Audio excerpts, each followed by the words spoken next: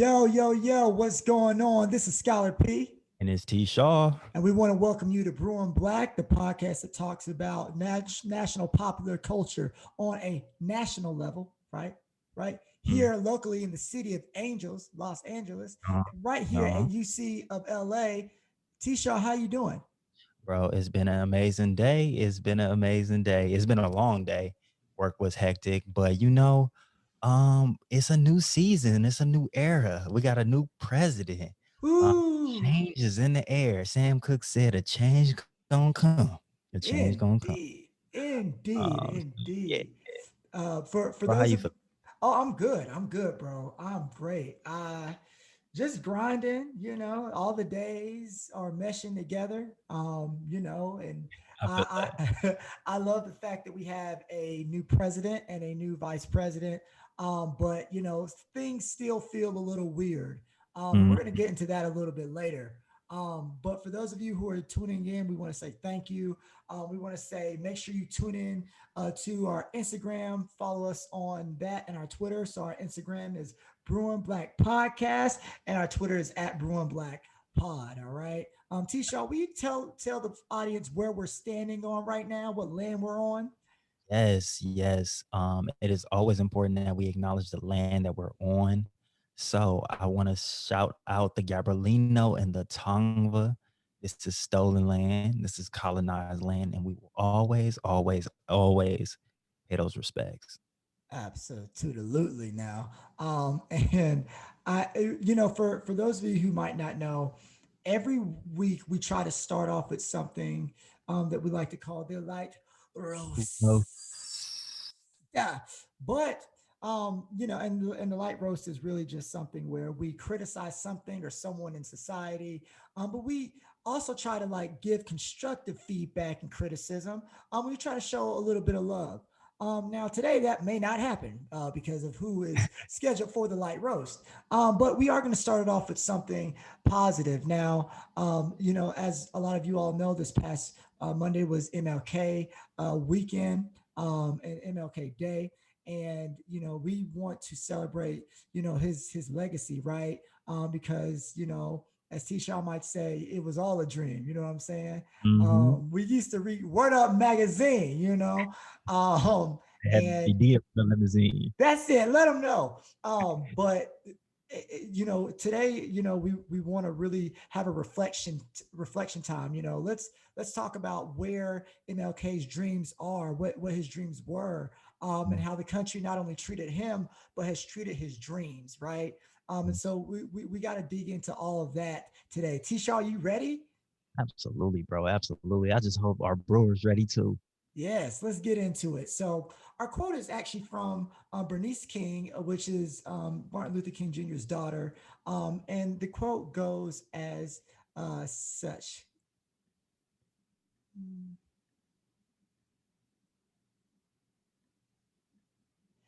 The most authentic way to honor my father is to commit to the work of creating a more peaceful, just, humane world. Let quotes coincide with conscious efforts to eradicate poverty, uh, militarism, and racism. Okay, so I'm gonna say that one more time for the people in the back. All right. Mhm. The most authentic way to honor my father is to commit to the work of creating a more peaceful, just, humane world. Let's quotes coincide with conscious efforts to eradicate poverty, militarism, and racism. T Shaw, what does that mean to you, brother? Man, being able to commit to the work, that's the first thing that really stands out to me. It's like we have Martin Luther King Day every year, and a lot of people pay a lot of lip service, like, oh, Martin Luther King, he was so great. Anytime there's a radical black man or woman out there protesting in the streets, maybe a little angry, maybe violence may ensue, right? Maybe there might be a riot. A lot of people like to invoke the image of Dr. Martin Luther King. They're like, oh, you should be peaceful like Dr. Martin Luther King. And I think that like his image, his legacy has kind of been pimped out. A lot of people don't get to understand really what he was about. And I think um, Miss Bernice King, she does a great job for me highlighting part of his legacy that's kind of forgotten about. She says like trying to demilitarize the nation, right? People don't know that Martin Luther King really stood out against the Vietnam War. He was very, very vocal about it, but people don't really talk about him past the "I Had a Dream" speech. I think that was in March on Washington. I believe it was 1964. It might have been 63, but I believe it was 1964. But he lived for another 4 years, and as he had lived, he got a little bit more radical. So I think that yeah, the eradication of poverty, those things are essential to his legacy. What does that quote mean to you? Well, I love what you were saying about, just these misconceptions about MLK. And if you go back, back to around this time last year, you can see it on one of our episodes or hear about it on one of our episodes where we talk about these misconceptions of Martin Luther King as this like devout pacifist, this person who wasn't an agitator. Because like you said, T. Shaw, he was more radical than people give him credit for, and his methods might not have looked like those of other respected radicals, but Martin Luther King Jr. wasn't just, oh, I'm going to be peaceful and silent and shut up and let you abuse and hurt me and harm me, right? That wasn't his message, Mm. and those weren't his actions.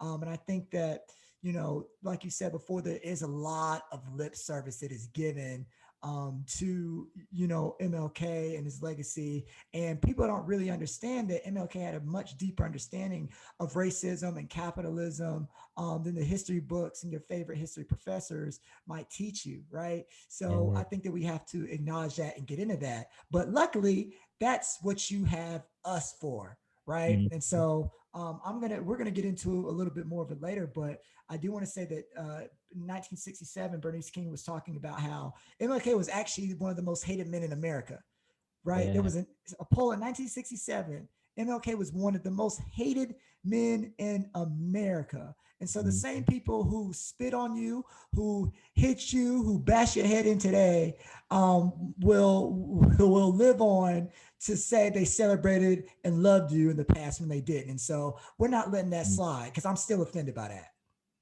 You know what I'm Absolutely. saying? So, let's and speaking of being offended, oh Jesus. Trump is leaving office today, and we got to give him the biggest light roast, right? Um, Absolutely. because I just want to ask you, T. Shaw, what does Trump leaving, the office today mean to you? Uh, I would say that Trump leaving office today for me means definitely a win for democracy. I think I've heard a lot of people say that, and it could seem very idealistic and like kind of dramatic, but I think that democracy was kind of challenged in a way. I think white people really thought, Trump supporters really thought that they could just strong arm the Capitol and really like bully people out of this vote and really step on our voices, right? Like the people's voices, because it didn't go against because it did go against what they believed and who they believed thought should be the president. Um, so yeah, but I think I would also say that it means a period of transition. And what I'm scared about is that we will return to being complacent. Cause can I keep it a bean for you, Scholar P? Of course, T. Shaw, what's going on, brother? Bro, pre-Trump, I was getting called a nigger. Like, and that is under Obama, like our president, right? The black man, where it was supposed to be a post-racial society. Um, I was called the hard R. So it's like, I don't think that Trump just was the magic potion that made racism work in America. It was there. And I think that people were willing to call it out because our president was a bigot. 45 was a bigot. So it felt like it enabled and emboldened some people, but it was things that were already there. And I saw this, I saw this article from The Root, and um, they said something like, America has finally gotten rid of their racism problem. And I said, we're not gonna do that today. Nope, nope, nope. Because that's where it gets dangerous. So I think that it Trump leaving office reminds me that there's still work to be done, and I hope that people feel that same way. How do you Abs- feel? Absolutely. I think that first of all, racism will always be a problem in America, and I don't say that to discourage people. I say that because that means that there will always be something to work on, and we can always get better with this thing called race, right? The way in which we Mm. treat other people, and not only how we treat other people, but the structures.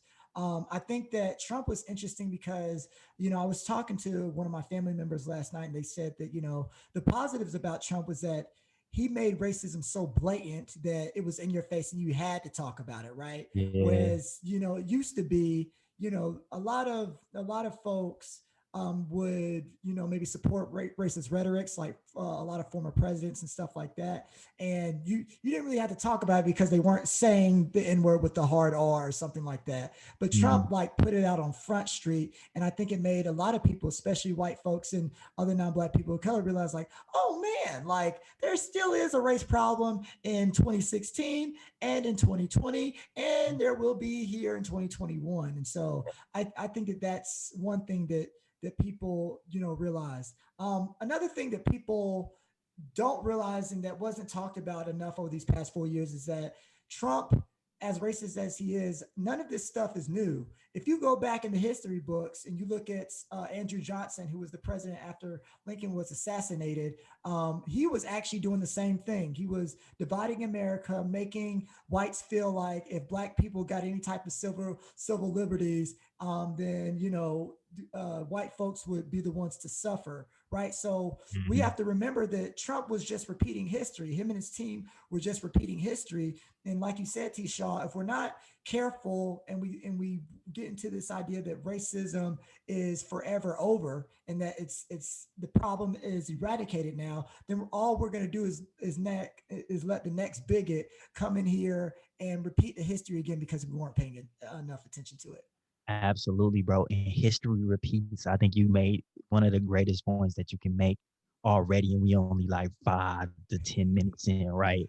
Um, History really repeats, and it's like if you don't know history, then you can allow things to repeat. You want to know the craziest thing that I learned over the past week? I was sitting down, I think on Saturday, and I watched there's a documentary called Crack. It might have a different name on Netflix, but it talks about like the crack epidemic. And I've been watching Snowfall, so I was like, this is perfect. I can take this dramatized in this longer period of time, and I can mesh it with what kind of really happened in real life. And then also knowing my understanding of my background with it, I was like, okay, this is interesting. And I want to say in the first 2 3 minutes, they started talking about Ronald Reagan, and his slogan in 1980 was "Make America Great Again." And I was like, wow, like it didn't come out of nowhere. Like Trump's his rally, his slogan, this thing, it's a callback. It's calling back to these people that really loved Reagan. Because I'm like, why do people love Trump that much? But it's like they love America that much. And to them, it's like he's just saying the same thing as Reagan. So he's the same person as Reagan. He wants the same things for us as Reagan. Yeah, he might be just like Reagan, evil, the devil. Like, but I thought it was interesting, like that he had the ability to kind of call back to that time period. And we know that that time period was one of the periods where the rich got so much richer and the poor got so much poorer. There were so many people in just destitute conditions, real just poor conditions. And that's when the crack epidemic kind of happened. And I mean, though we don't have an epidemic, we do have a pandemic, right? Where the same people are really being like harmed and hurt by this disease, right?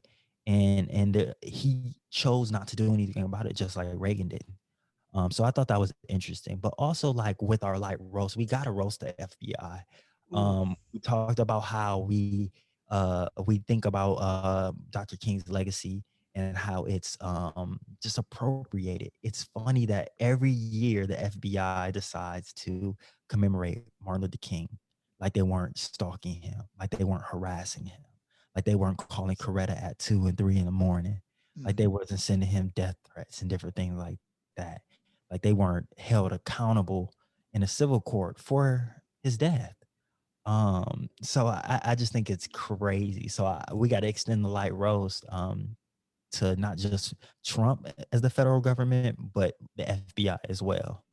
Absolutely, absolutely. And it's just one of those things where, you know, the we celebrate MLK so much as a country as if we weren't the ones that like killed him, destroyed him, like you said Mm, before, harassed him.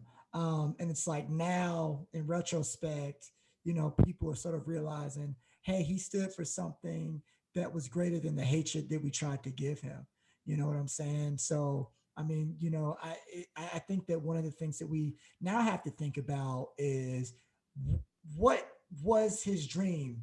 Did it actually come true? Right. So everyone mm. remembers this "I have a dream" speech, and he wanted black boys and black girls to be able to hold hands with white boys and white girls, and it was a beautiful thing. And at the Mhm. inauguration, it was like you have this black and Indian American vice president. You had, LGBT, like there was like trans women appointed to certain positions. You had a Latinx woman in J Lo who, sang, who did a performance and like was talking in Spanish. You had, a black girl who was a poet. You had Yeah, all you, Amanda Gordon, shout out to her. yes, yes, Or like Gourmet.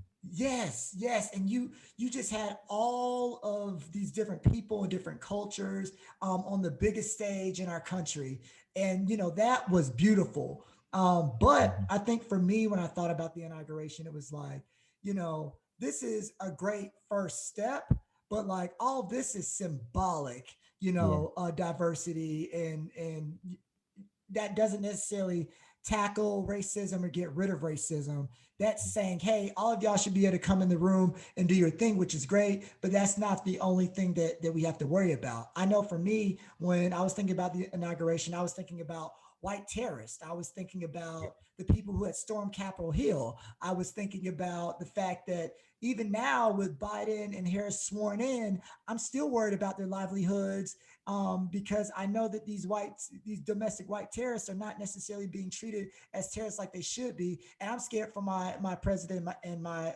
VP. And so I don't know how to really feel about this day. Like it is a beautiful and glorious moment, but we still have to deal with the fact that tens of millions of people supported Trump, which means they probably supported to some extent his rhetoric and his values, and that's scary. Yeah, yeah. And I really enjoy how you talked about like the inauguration and like the visual diversity, right? And I think that as that is part of Dr. King's dream, right? But Right. it's not the whole of it. I think that a lot of the times we just talk about this surface level optic, right? That like, oh, we have black people and white people in the same space. Kumbaya, Ah, kumbaya. And it's like, no, it's not that simple. It's not that simple at all. I think that when we think about his legacy, right, we talk about defeating poverty, right? He had the poor people's campaign. I think that, that's something big that people don't really talk about. He had the beloved community where everybody could live, right, but that they're contributing. It has socialistic values to it. So I think that those are things that the legacy that people conveniently leave out. They only like the pacifist Dr. King. They don't like the we don't want this war Dr. King. That white supremacy is a cancer to this nation Dr. King. I think that those are big things, and it's like when people look at the inauguration, they look at where the country is. I do think it is beautiful that that you can, so what is it, 50, 60 years later, we can fast forward 60 years later or rewind 60 years later and look across where like from they're across from where he gave his speech. And I think that that to me is symbolic. It's like, okay, you travel how many so miles to this spot right across, but you also travel 60 years and it's a completely different life. I think that, yeah, um, Vice President Harris won't, she doesn't have the same politic as Dr. King, right? I don't know if he would have been for locking parents up for truancy, right? For putting other black people in jail. I don't know if that would have been his politic, but I do think that built into that is the ability to transcend to those levels. That I think it would have been his wildest dream that somebody could be the vice president, that somebody could be a black person, could be the president. I think that those are really powerful things, but again, those are symbolic. Um, Shout out to moms too, because I she got me these Martin Luther King records for Christmas. And I have and Bay brought me a record player. So I've been just listening to some of his older speeches and some of the speeches that aren't often played. And I think, okay, we hear I've been to the mountaintop. That's a real big one. Where he kind of prophetically he proclaims that, like, I'm not gonna get there with you, but I've been to the mountaintop and I've seen the promised land. Y'all got to keep fighting. Y'all got to the marathon continues, right? I think we hear it in so many different ways. Like Nipsey said it to us, and in different words, but it's the same thing. It's like, yeah, I'm not gonna be here to run this whole race with you, but it's gonna exist. But there was another one that I listened to. It's called The Drum Major Instinct, and it's pretty biblical when he talks about how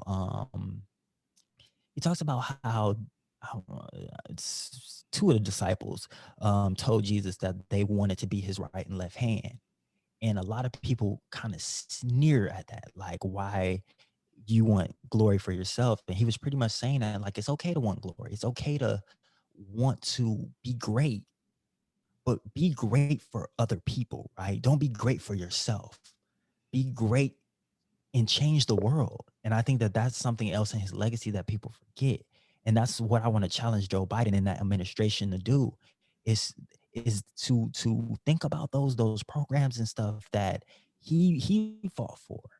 Coming off of this weekend, like, think about all of those things that, like, historically people have been pushing for, like Medicare for all. Like, that's something we need, especially in coronavirus. um it's not on the table just yet, but I think that at least the cancellation of student debt. Um, there are What else is he thinking about doing? Raising the federal minimum wage, and that's something we also could talk about. I think that was a big debate. People don't want to see a $15 minimum wage, but that's something we definitely saw at the Poor People Campaign. So I think that there are contradictions amongst not just us, but also in the government. It's like we hail Dr. King and his ideas, but then when $15 for minimum wage come up, people are like, oh no, we don't want to get no burger flip or no $15. But those same people are those essential workers that we needed in at the heart of the pandemic. So yeah, it's just a bunch of different thoughts. Well, absolutely, absolutely, and I think that I love what you said about the mountaintop, portion of the speech that King gave, because you made me think about, when, like, just by you mentioning it, it made me think about something that I've never thought about before. When he makes that speech, the assumption is that we are going to make it to the mountaintop.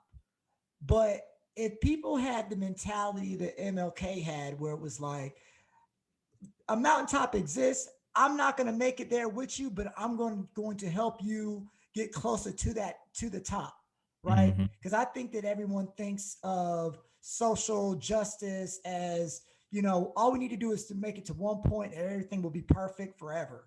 But MLK dedicated his life to knowing he was not going to get to that mountaintop, but knowing that he was going to fight to the bone to get us as high as possible.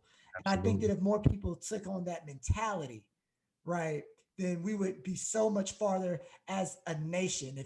If a white person came and said, "Hey, Ashton, like, I'll never understand this racism thing. I'll always have some problems with, like, race issues, but I'm going to do my best and push myself for the entirety of my life." If us as men said, "Hey, women, like, there will always be parts of us that are a little bit sexist. We'll always be having to work on it, but we're going to push ourselves for the rest of our lives to get better."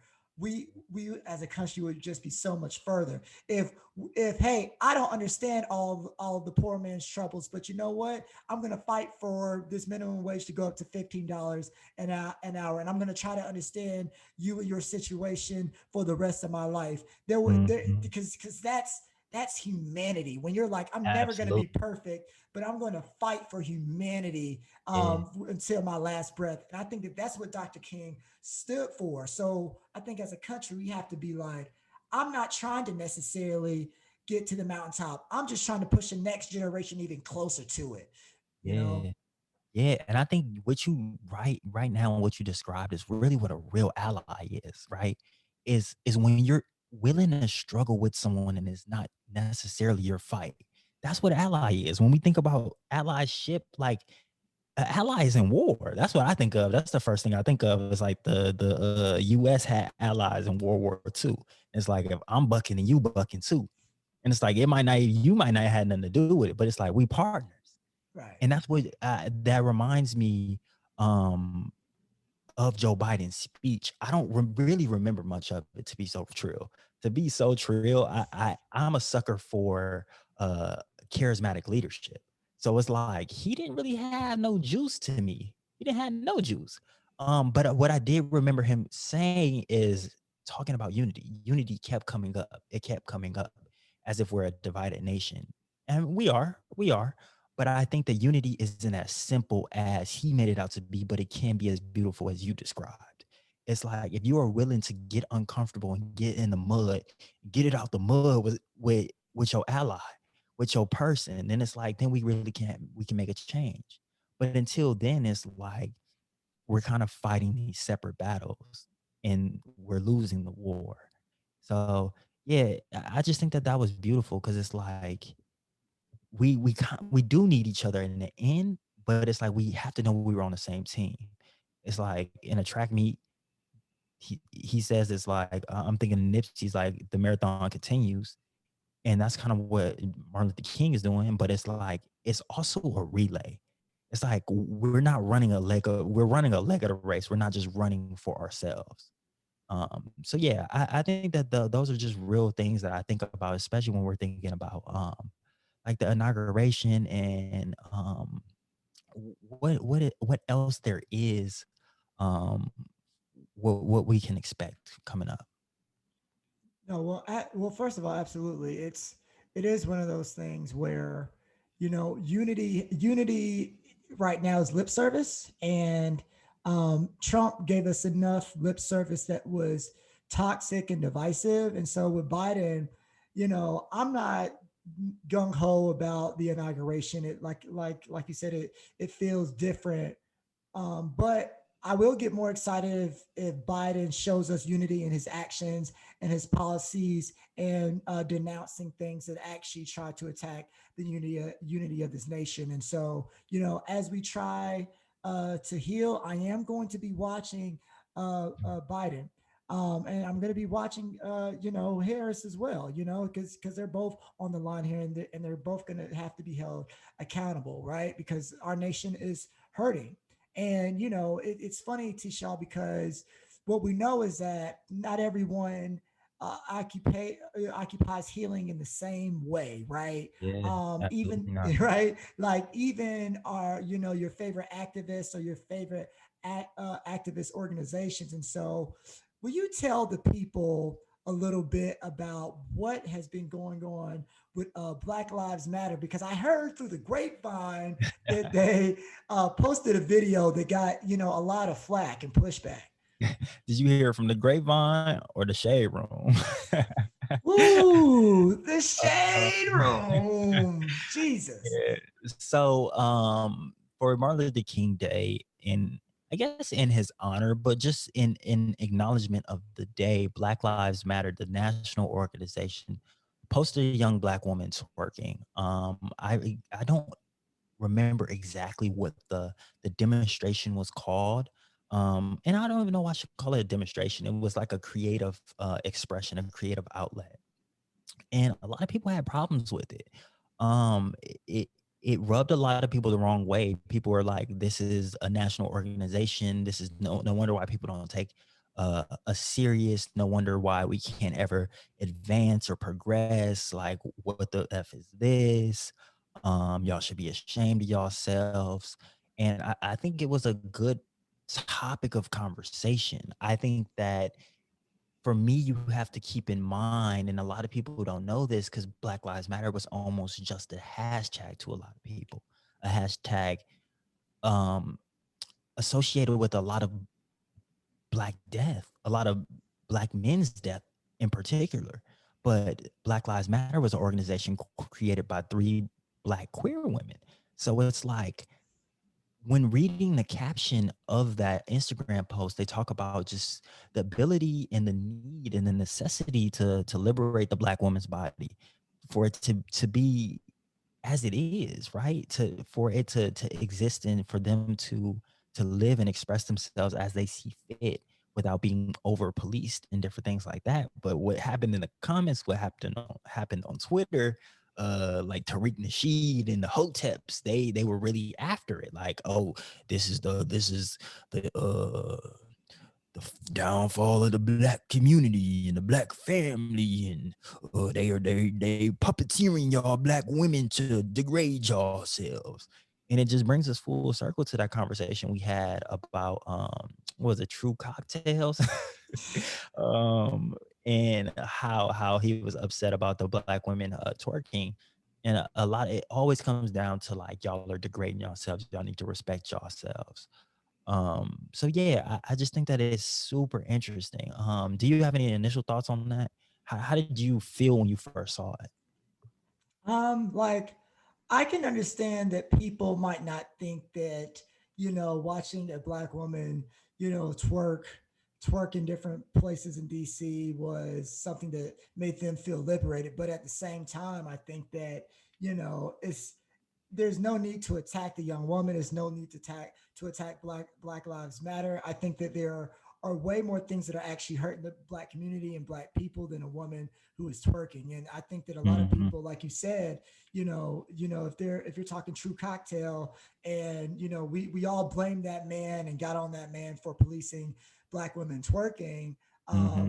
But we're sort of becoming that man in the sense when we attack Hmm. this woman so much for twerking. I'll say this about black women. Black women have one of the biggest student loan debts in the country. Like they're one of the groups to take out student loans the most. And I say that to say that black women are one of the most educated groups in this country. You know what I'm Most saying? educated, yeah. So it's like it's almost impossible for black women to not be respectable because like they people are just upset because a black woman can twerk, be a hot girl and get straight A's and run a business and be Mhm. a great mother, sister, wife, girlfriend, all that stuff. And most people in this country can't. And so I think that that's the real conversation. And I think that until we start recognizing that, you know, just because I might not get the same sense of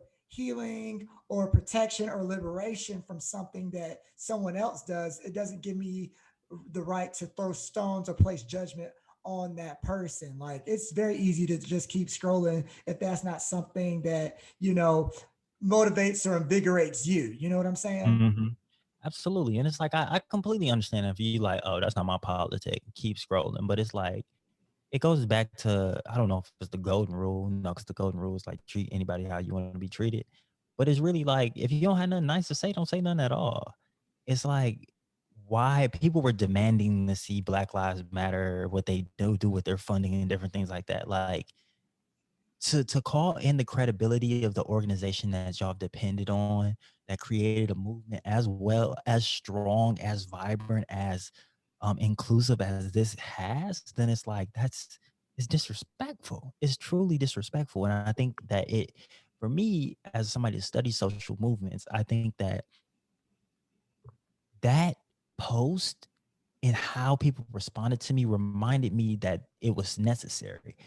Maybe not the post in particular, but the organization. The post too, I guess, because it brings out ugly things in people, and I think that that's always where it shows you where you need to put your light at. But it's like, most organizations have never been focused on Black women in specific, or Black queer people in general, right? It's usually about just the Black community, and usually what it comes down to is the Black male as the helm and the head and the patriarch of that family. Um, and I don't think it's really representative, but I did have a lot of good conversations on Instagram. So follow us on Instagram, because we like to continue conversations there. But one Black woman just expressed that, like, it was a lot. Like she didn't really like it because she felt like it put too much pressure on her, right? And not just pressure on her, but she feels. What I heard her say is that she feels the pressure from social media and all these avenues where they see Black women's bodies kind of gyrating, twerking, doing all these different things, and she feels the pressure because people see it as degrading. So it becomes an internalized thing, right? So he's like, why are we degrading ourselves? And my question is it really degrading? What makes it degrading? And no one can really answer that. The fact that people think it's degrading makes it degrading. And I think that we haven't unpacked enough. But then she just goes on to say that that Black women are often hypersexualized, and that she thinks that, like, I don't know if you saw the Busted Challenge. Like I thoroughly enjoyed the Busted Challenge. I watched it every time. But I think she just kind of pointed to different things like that. Like even like the hot girl stuff with Megan Thee Stallion. A lot of people feel like she got hot for just sexualizing a Black woman's body, but like it's her body to sexualize, right? Like I think that so many people make money off of Black women's bodies. Like it's time for them to be able to make that same money. Um, and I think that people are uncomfortable with the fact that Black women can and will do that. Because I think that we're moving out of era of just typical respectability. Um, but yeah, it's still it brings us to that same question that we had. Like, why do people really find it so degrading? And I can't understand why yet. Because to be dressed revealing, or to feel as if that these actions are provocative, it's a one-way street, because it doesn't really apply to men. Men can take off their shirt and walk down the street. Men can do a lot of different things, right? They have full control of their body, but it's like women don't, and they get that pressure not only from men but from women as well. Absolutely. And I think that, you know, I start to, WAP wasn't something that like a lot of folks came at, unless like you were super sexist or problematic in that sense. Hmm. But Cardi B and Meg Thee Stallion were glorified then, right?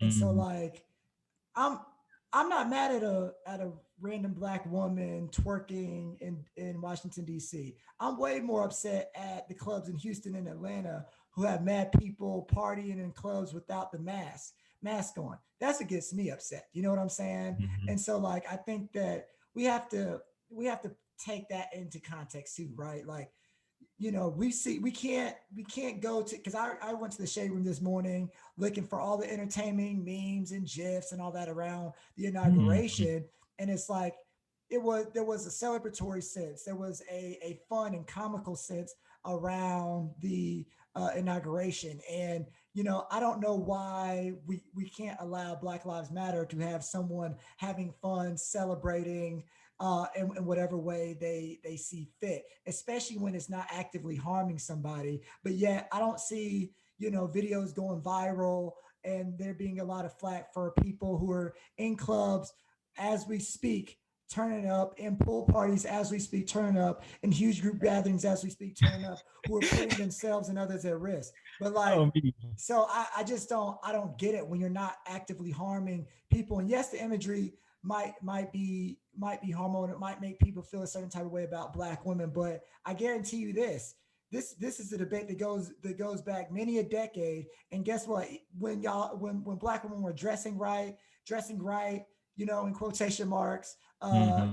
wearing long, not revealing clothing, talking quote unquote proper, having quote unquote manners, y'all were still disrespected and pushed to the side and disacknowledged and brutalized. Like that, there's a bigger issue than just one girl on the steps. And to make the focus on her is trivializing Black women's issues in general, and it's not okay.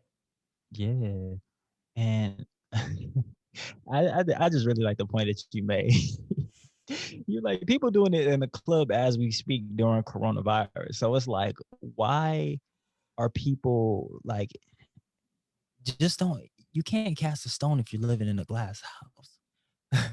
Like it's gonna happen no matter what. So why can't you twerk in the name of liberation. And the liberation doesn't have to be like, oh, we're gonna break our chains, but it's the liberation of your body. Like I think that that's really the point that she was getting at. Like we have, I think what they said at the very end is that like trauma is stored in the body, and I think that that's so true. Like as I've gotten into yoga, and I stretch and I find different spots in my body that's tense and stuff.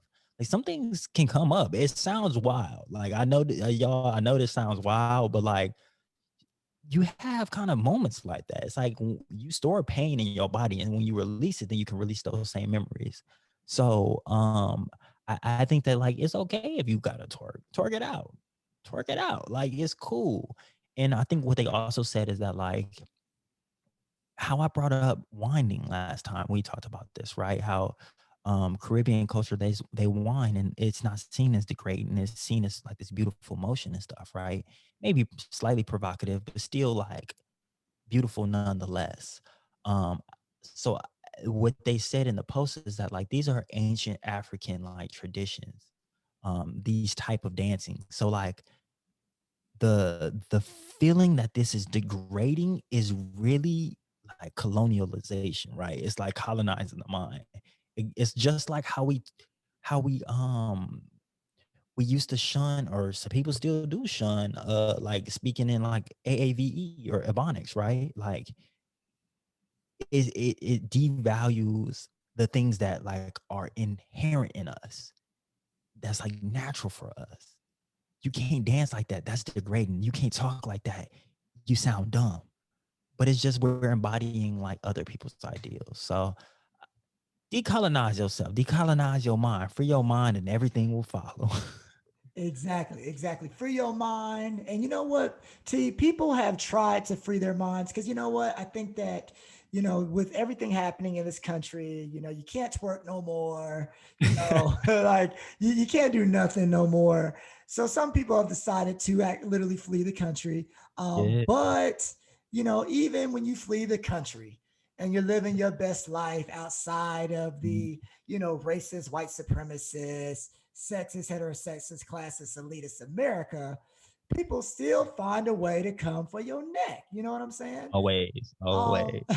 and so, Tisha, I want you to tell the people about something that's been going crazy on Twitter, and on Black Twitter specifically, about Black Mhm. girls in Bali. Can you tell the folks what happened there?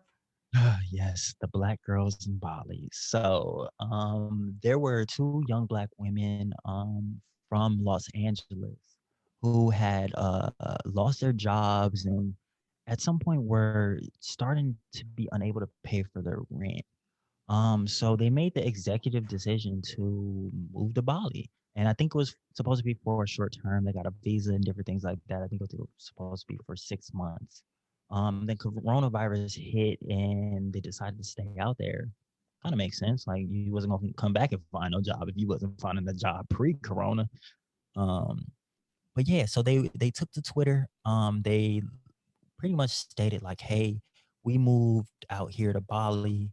You can do it too. We were struggling. We were pretty poor, and we saw this as an opportunity to kind of like invest in ourselves. Because what we understand about developing worlds, developing countries, is that like the U.S. dollar stretches. Like the U.S. dollar is one of the strongest dollars. So if you don't got much here, you still gonna have a lot somewhere else. Right. Simple mathematics, of course, without the contextual things around it, right? Like how you're impacting that community. So they go on to just say like that they went from living and struggling here and being able to live slightly luxurious out there. They found a community of other Black people. I don't know if they were Black queer people, but definitely Black people out there, that they were able to, because what money does, and we talked about this too, right? When people say you have the same 24 hours, but you don't a lot of the time. They were, what I read was that like this also bought them time. One young lady was talking about how because she didn't have to worry about working, trying to feed herself and all of that, she was able to sit down and build her business, like really be able to like kind of game plan and plan things out, um, without like the stress and the pressures of like everyday hustle and bustle, trying to live in America. So they took to Twitter and they shared this all in the thread, talking about the different ways that other people can do it. And at the very end, they say, "Oh, we have an ebook too, if you want, because you can do it too. If you want to live this life, come buy our ebook." And I think more than anything, that rubbed people the wrong way. People came up with them quick, bro. They called them colonizers. They called them gentrifiers. They called them a lot of the worst names. And I think that people weren't necessarily wrong in their critique. I think that when we think about, and probably what these girls experienced themselves, right, has been gentrification. I'm sure we've all kind of felt that at some way, shape, or form at some point in our lives. Is that we lived in the neighborhood and white people moved in. The prices went up because they had more money to spend, and we were kind of pushed out. And instead of organizers or whatever you want to call these social justice activists on Twitter, instead of them kind of explaining those things, they just kind of called them out instead of calling them in. They called them gentrifier, they called them these different things instead of drawing parallels for these young women to understand. They Yeah, so I just thought it was harsh. So 2 days later, they were deported and they should be back in the United States. And I think a lot of people were rejoicing, like, yeah, like F colonization, we won't allow that on our internet, blah, blah, blah. And it's like, it was kind of crazy to me how people could rejoice in getting someone deported, even though they didn't belong there. Because they're gonna come back here and they're probably gonna be homeless. Like, if we're really thinking about it, like, I mean, they might have some family that's gonna take them in, but like, y'all really just kind of like ruin somebody's life. And I think that that's when we're thinking about social justice and how we can go about it. I think that that is not Dr. King's dream. Dr. King's dream isn't going out and colonizing another place. And this also brings me to a good point too, right? We talked about sometimes, especially like during when what's my man name that got killed? George Floyd, right? When people was burning stuff up, right?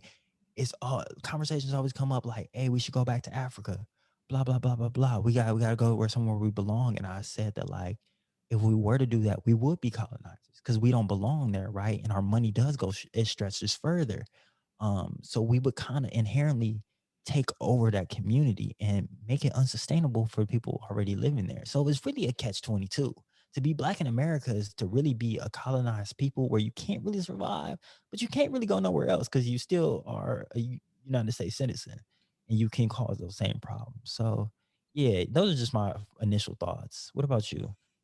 Yeah, it's for me it's a little weird because it's just like you do so much against the movement when you're, just so caught up on catching a body based on your social justice values and beliefs. Yeah, Like I I like that, catching a body. Yes, because that's like what happened.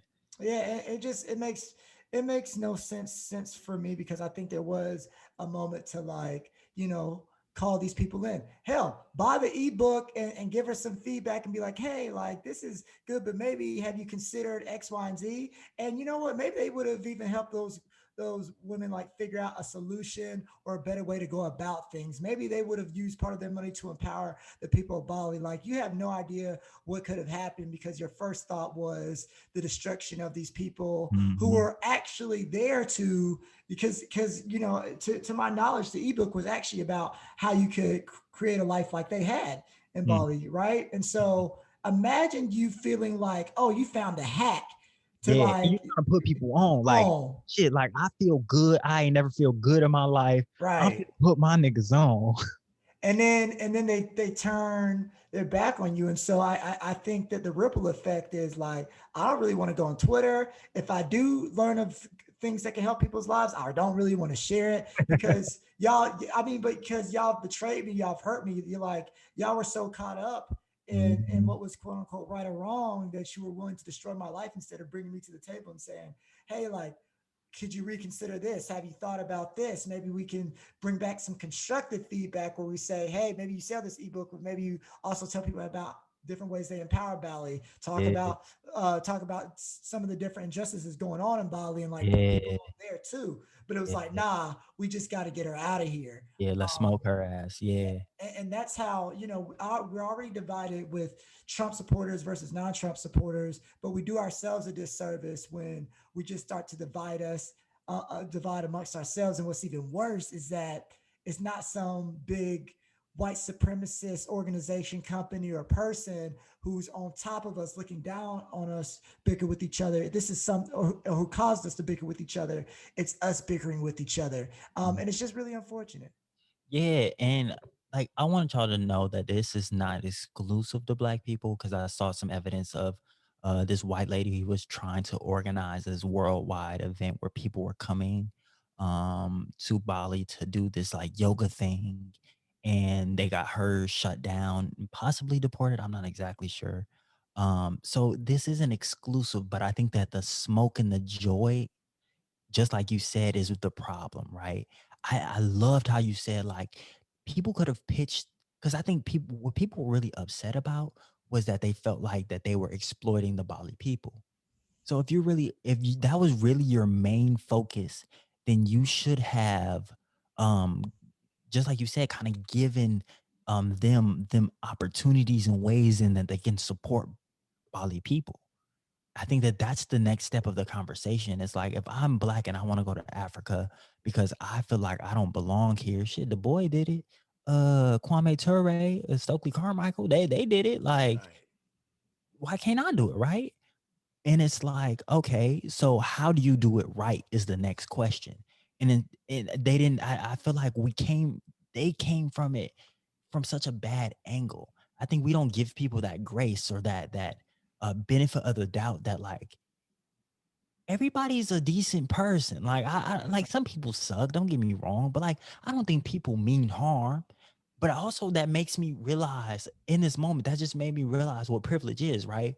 Privilege is the ability to cause harm and not think about it. I think that that's what we see with like a lot of these rape scandals, right? Like whether it be like Big Ben or Bill Cosby or all these other people, they truly and genuinely might not have known that they were raping these people. As crazy as that sounds, don't get me like y'all can smoke me on Twitter, y'all can smoke me for saying that, but like let's just consider that they might not have, right? And it's because they had the power and the privilege to do that, right? That they thought like, oh, I'm rich and I'm famous. Like, yeah, this might be bad if I really sat there and think about it, but they don't. They're just like, oh, I'm rich, famous, I got money. They trying to mess with me. Why would they have came here, right? That's what people love to say, like, oh, well, why would they would have came here if they didn't want to do that, right? And I think that that's where we see like the dynamic of men making a lot of women uncomfortable, and they feel like, oh, well, why didn't they say something? Because they don't have really the power to do so in the moment, right? And I think that that's the same thing with the Bali people. It's like, and these black girls here, like it's like they don't have a lot of power here, but they do have more power than these Bali people do, purely because of the capital that they have. When I say capital, I mean money.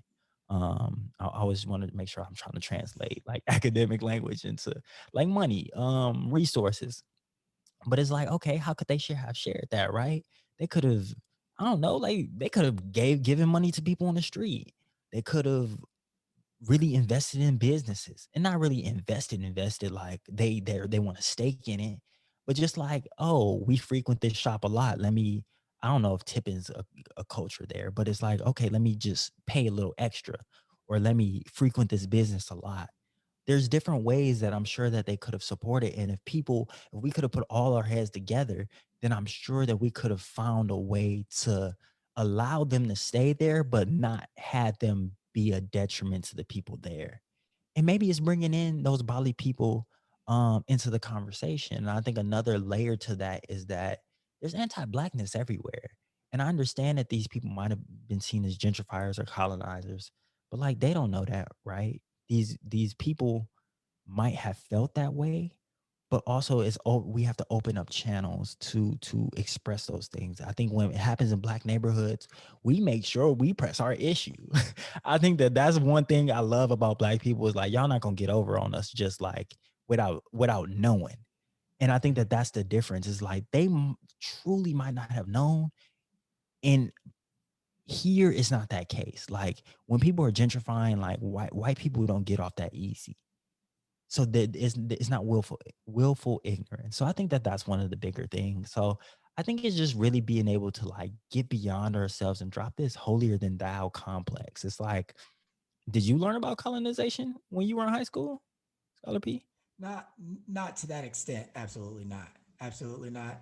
And you know, I think one of the biggest things here is that I love what you said about them focusing on the real issue. If y'all's real issue was the Bali people and the injustices happening to them, you would have focused it more there than attacking these two black women. But once again, people say that they care about stuff, but just like I was saying with Biden and Harris, we're going to see if it's lip service because a lot of Mhm. people, they got Twitter fingers, right? Instead of trigger fingers. And we're not encouraging no shooting or nothing, you know what I'm saying? But what we are saying is that actions speak louder than Yeah, words. be Uh, about ex- that action.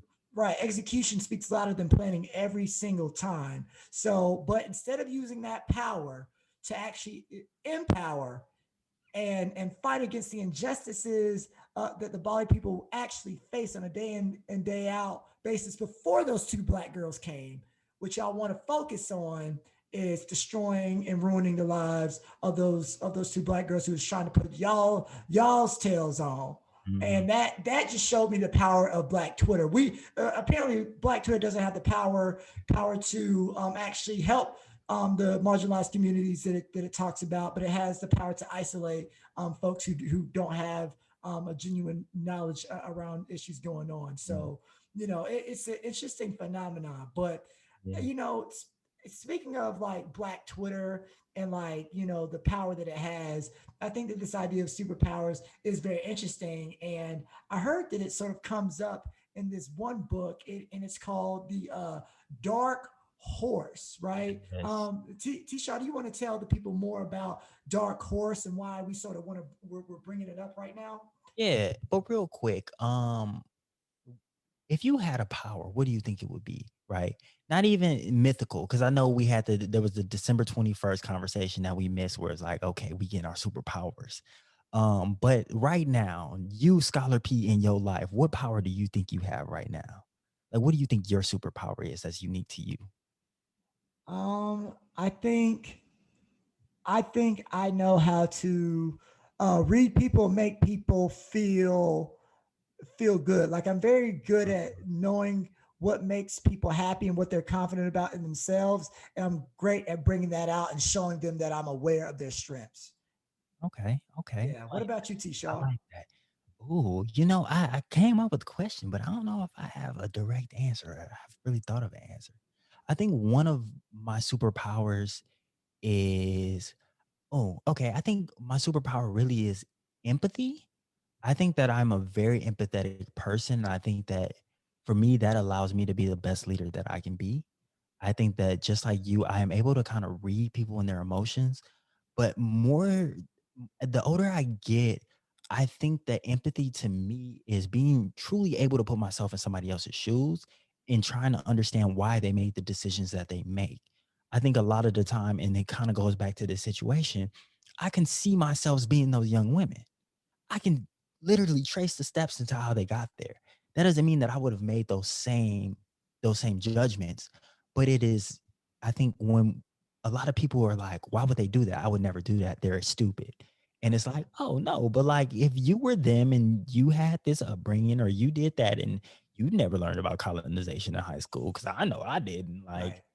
I could easily be a colonizer if I didn't fall into McNair and go to grad school and different things like that. Like, Yeah. so I definitely think that that's one of my powers. And that's kind of what the book kind of gets into. So I want to introduce y'all to one of our new segments. We call it the Cozy Cafe.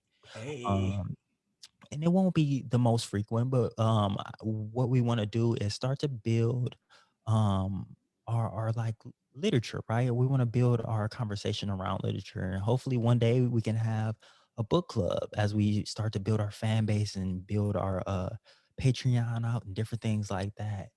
But we want to definitely introduce y'all to new books and put y'all on, and hopefully y'all can read it and have discussions with us. So Dark Horse is one of the books that I picked up recently. The author, let me make sure I get the name right. I want to say it is the man's last name is, I think his name is Augie Rose. Let me make sure. Oh, Todd Rose and Augie Ogus. So the book is called Dark Horse: Achieving Success Through the Pursuit of Fulfillment. So the book goes over a lot of different things.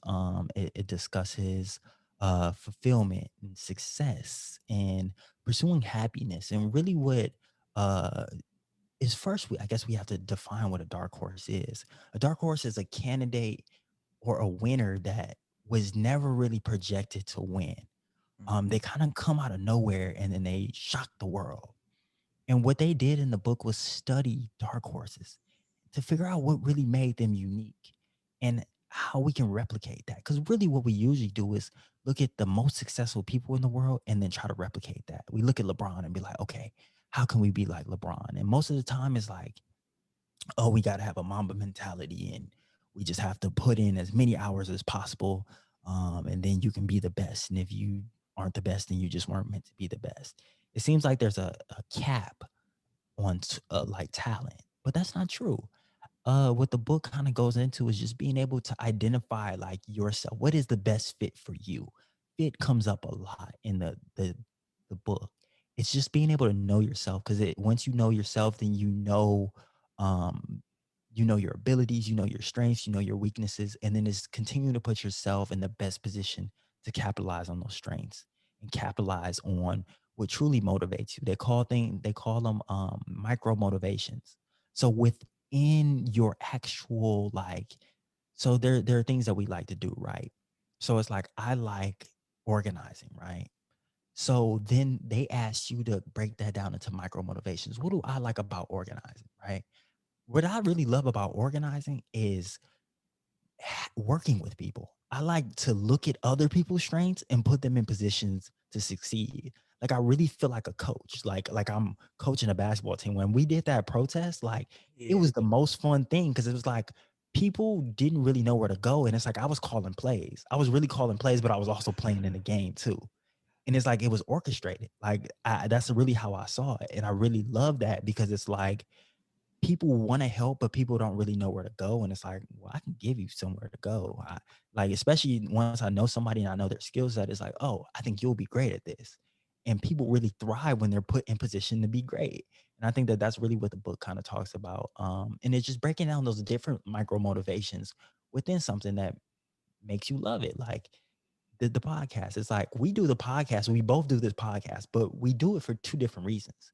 Right. And I think that it's the same reason, but I think our micro motivations are different. And that's what makes it different for us. Right. Right. Like two people can love bird watching, but they talked about how one visually loves the colors. He loves to spot a bird and really like remember the beak size and the different things like that. One was a auditory listener. He knew the different calls. He knew the different like the different taps by a bird. He knew different things like that. So I really want to just hype up the book one. I think that puts it empowers us, right? I think that it empowers us to start learning about ourselves, um, and to kind of in some way forget the traditional path. To be a professor or to be the best professor, um, they would tell you like, okay, you need to go to undergrad, right out of high school, and then you have to get the best grades, and then you have to apply to the best program in that study, and then you get your PhD, and then you got to get the best grades, and you got to produce this many papers. Like there's always status quos, and they were saying that status quos don't work for it only works for a select amount of people. And then if we continue to go down that path, then there will only be so many people that can make it. But if people kind of pursue things and what makes them great, it's like how you're pursuing your PhD, right? You have such a non-traditional approach, but that's why you work. That's why like that's why you're great, right? It's like, Appreciate you. yeah, but it's just figuring out what works for you. So one of my questions for you is, and it kind of comes up in the book, it's like, when do you find fulfillment? Like, what do you have to do to be fulfilled as a person? in the different things you pursue? I get it, and I think that you sort of spoke to like this different thing with like podcasting and media because, I just love media and I love the potential that comes in conversations that really get you to realize who you are and why you are, right? Mm, And so for me, I think what drives me and what gives me fulfillment are different opportunities to do that. I'm very entrepreneurial, so like I always have these big ideas and these grandiose ideas. And Tisha will tell y'all like my mhm, mind is everywhere all the time. But like I feel very fulfilled when I think about potential mm, and the potentiality of different ideas, different businesses, different approaches to things into life, and to see those things come together, and to like know that I'm coming at something with a very very different, very non-traditional, unorthodox manner, and to see it working is a beautiful thing. I genuinely feel like I'm one of the most creative people on the planet, and I say mm. that not in a braggadocious way, but I think that I was given creativity as my spark from God or the universe, or So whatever, powerful. whoever you believe in, and Mhm. I run with that. I'm obsessed with that. Like creativity and thinking about new ideas and new ways to approach life is everything to me. And so I think that when I'm either thinking about those things internally or I'm having conversations with people and new ideas and things like that spark, I feel like this is what I was put on earth to do. It makes me want to get up in the morning. It makes me want to be a workaholic and just keep going. You know what I'm saying? And even when I was listening to Hamilton for the first time in 2020, there's a line from the song called "Nonstop" with it where they say, "Why do you write like you're running out of time?" Alright, That's how ooh. right, and that's sort of like the spark. I feel like I'm like I gotta create. I got to think about new ideas. I have to have all these different conversations with people and get to the core of who I am and why I am. Mm. I love therapy. I love chilling with friends. I love anything that allows me to exchange ideas and potentials with people. So that's what makes me feel, the most fulfilled. Yeah, to better understand yourself. I fuck with that. I fuck with that. Yeah, For yeah. me, I would definitely say, it is fairly similar to that, but I would also say just the ability to grow too. Like Absolutely. I want to be the best me possible. Possible. And that's really what drives me each and every day.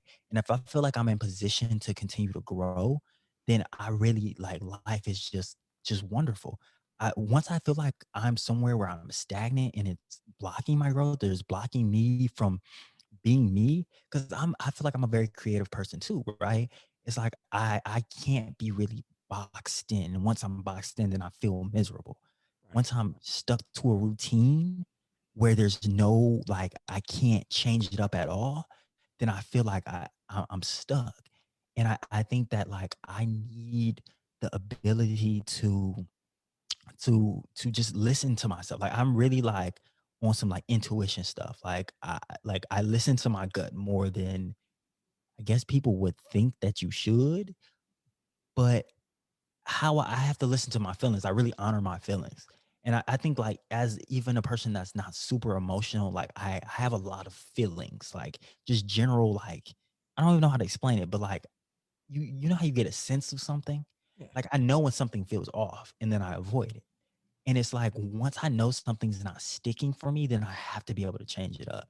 And there's been a lot of jobs that has never given me that freedom because what they talk about in the dark horse is that like how life is set up is really in capitalism is what capitalism does. Capitalism is about efficiency. They don't care about you becoming the best you. They want you to stick to the script, to be a worker really more than anything because that's what you can count on.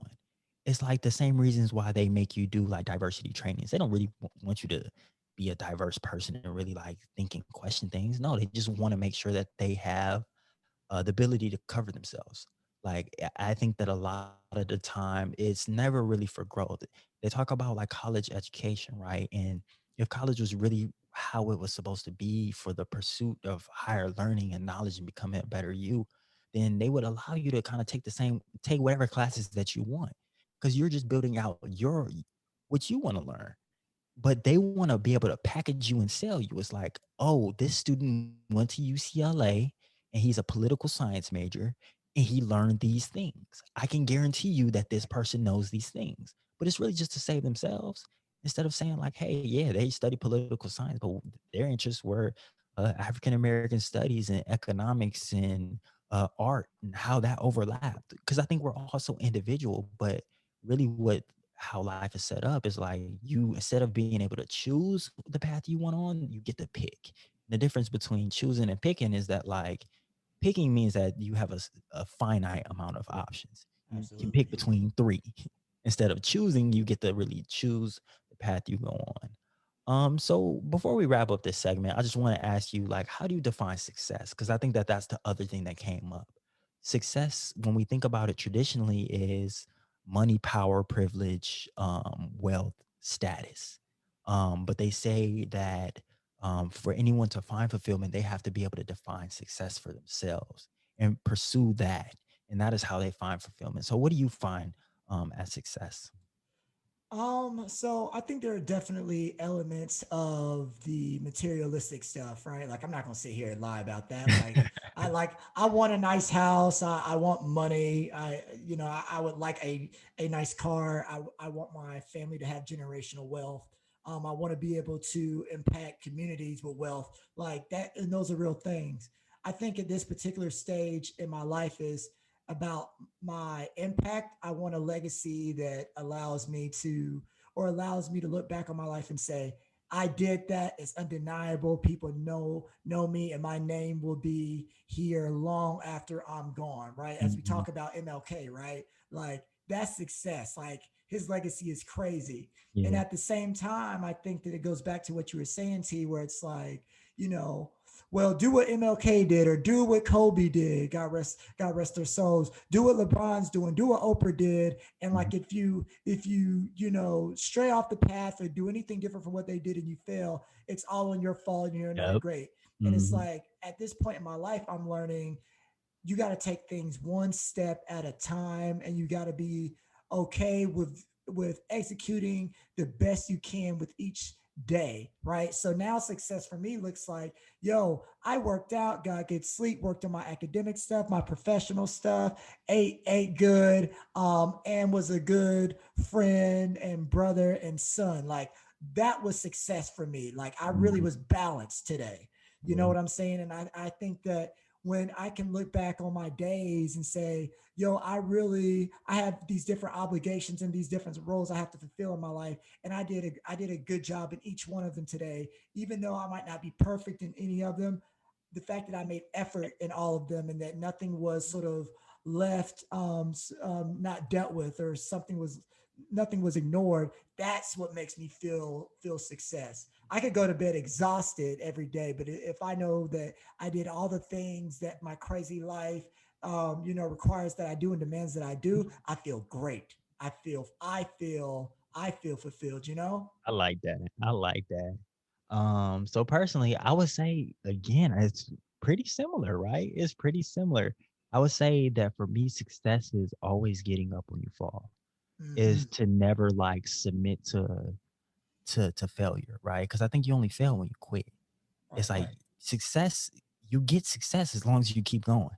It's somewhere at the end of the rainbow. I don't know exactly where, but you just got to keep going. You got to keep pushing. And I think that people that often fail or consider failures, they quit trying. Like you know that about me. I'm too competitive. I hate a quitter.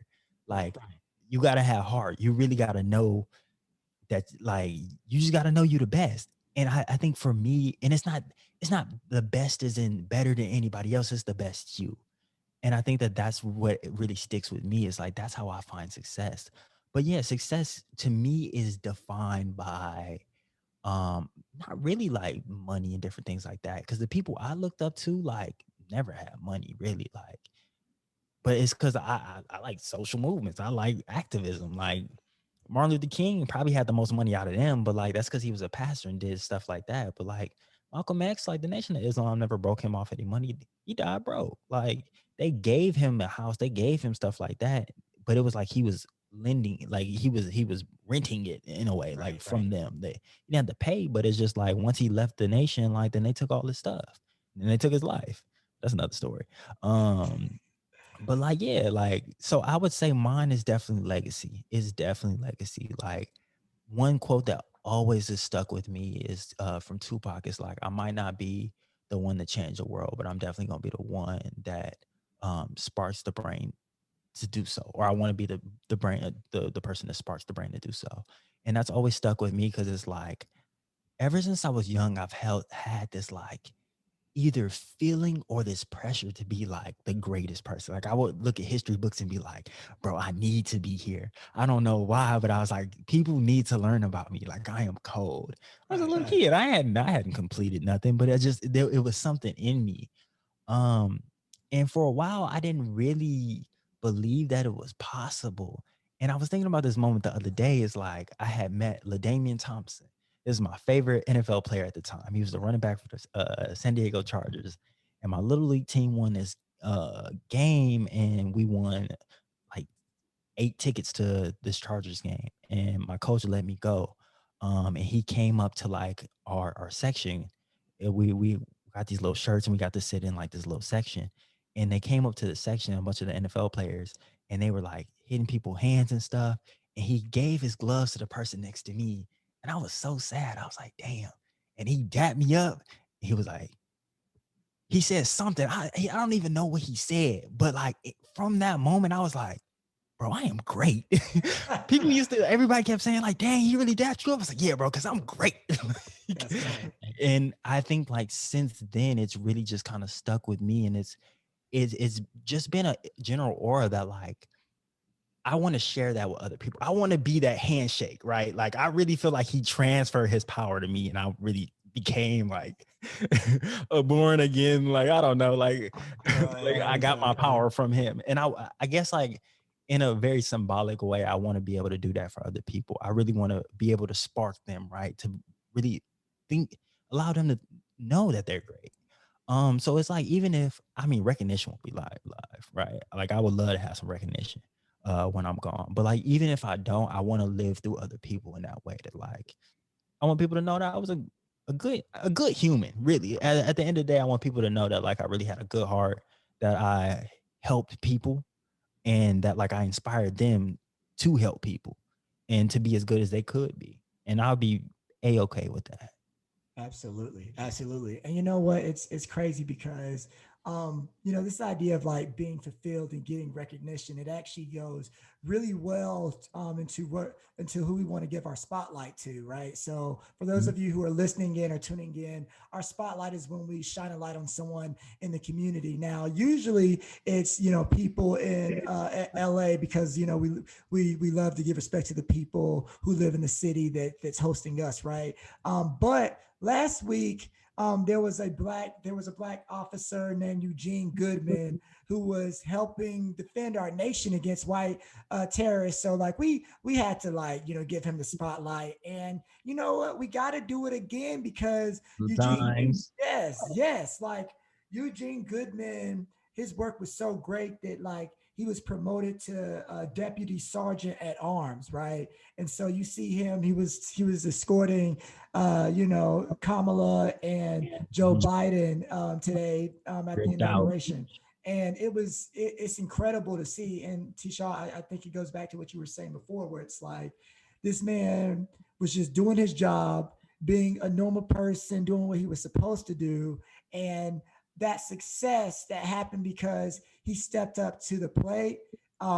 He got his recognition and people know of his greatness, and he will always be, and that moment will always be connected to him. And so he might not be the most famous officer in the world, but he has a mark. He's made a mark on history, and he'll always be able to look back and tell his future generations like, yo, I defended the country. I was the black person who defended a country that hated me, but my country actually showed me some love for it and some Mhm. recognition for it. And I think that's beautiful. I think it's about finding your mark in history. And I think that, I think a lot of times what I've learned is that the way to be great is to not assume that your greatness will be all that you need, right? And Mm, what I mean by that is that, you know, all of us have talent, um, but not all of us execute. Not mm, all of us have the privilege to have the time to execute. mhm. But if you have the privilege of time and opportunity, dedicating yourself to your dreams, your goals, and your passions, it doesn't mean you work 20 hours a day. It Yeah. doesn't mean you sacrifice your loved ones, your family members, your partners, and stuff like that. But when you consider yourself as someone who is talented but has to have a little bit of hard work and a little bit of privilege and a little bit of opportunity to get to where you are, though, I think that's when it all comes together, knowing that you are a normal person who has great talent, because everyone has a great talent, but that you Mhm. are going to have to put in some work, that you're going to use a little bit of your privilege, and you're going Yeah. to have to be ready for those right random opportunities, right? And I think that happened with Eugene. He's just a regular guy doing what he needed to do. He had an opportunity to use his talent and had the privilege of his skill set, Mhm. and now he's being promoted on a national level. And so, It's real. find that place in your life journey where you can say, I'm gonna make a mark on the Mhm. world, and learn how to appreciate that mark, no matter what it looks like, no matter what the size of it is. Because I saw this quote, which I think is beautiful, and it said that, if if you don't have happiness now, you don't have happiness. Mm. Meaning, if happiness isn't where you are right now, if you can't find happiness, joy, success, and fulfillment in where you are right now, then it doesn't exist. You don't have it, Yeah. because Yeah. you can't control what tomorrow brings. All you Yeah. can control is the effort that you give, and I Yeah. think that's where the fulfillment has to come in as well. Yes. So, Yeah. Oh, I'm glad you said that because I want to also add that to my like addition of um fulfillment and success. Like happiness is definitely essential. It's like the chemical X to really make that thing pop. It's like I think that was the other thing. It's like once I knew I was uncomfortable, then I was not happy, right? And it's like pursuing and unapologetically pursuing your happiness, right? Because I think a lot of people will always have their critiques. They will have what they think. I changed my major 5 times, and my mom was not happy, but I was, and I think that right. that's the biggest part. So it's like I think success, you have to be finding your happiness, and creating your happiness too. I think that that's the big thing, and I think that's what you're getting at. You have to create it. Happiness won't come through people. It won't come through things. It won't come through promotions and achievements. Some of the most successful people in the world, successful with air quotes, are unhappy. And it's like, so what brings you happiness is often love, and love that you can find all around you. Um, but yeah, shout out to my man Eugene. He definitely deserved it. He was dripped out at the inauguration. And I really just want to echo what Scholar P said. Like, if you don't have the privilege of time, steal time.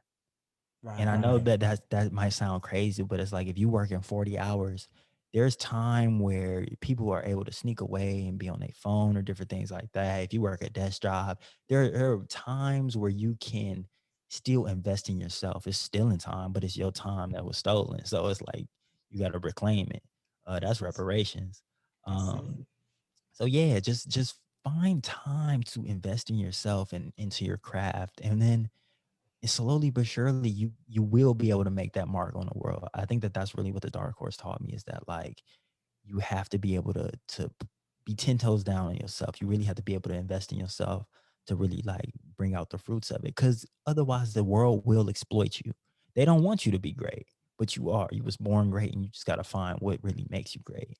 Yes. So yeah, yeah. Scholar P, Yeah. you got any words to leave these people off with? I know you've been in your bag today. Man, look, well, we stay in the bag, T. Oh, We you stay in our bags. You know, we surprised at stay in the our bags.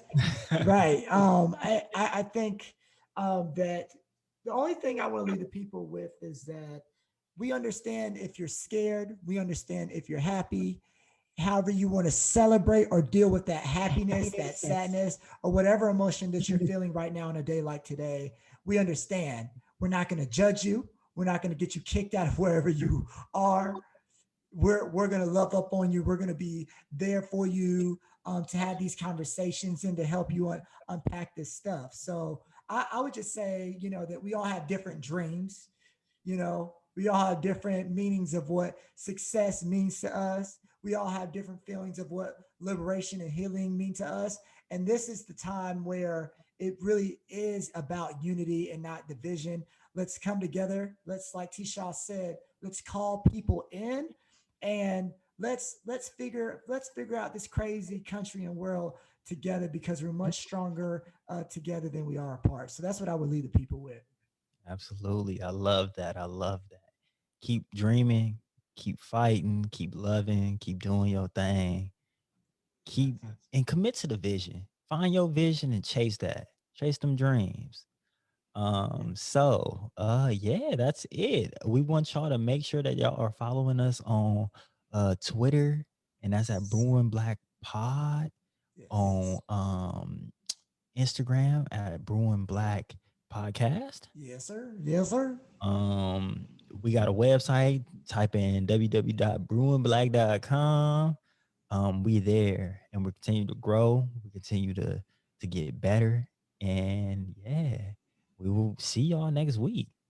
Absolutely. Absolutely. T-Shaw, take us out, man. So, like we like to say, keep the coffee black. Black. And we like our podcast, like we like our dreams and our women Black. black.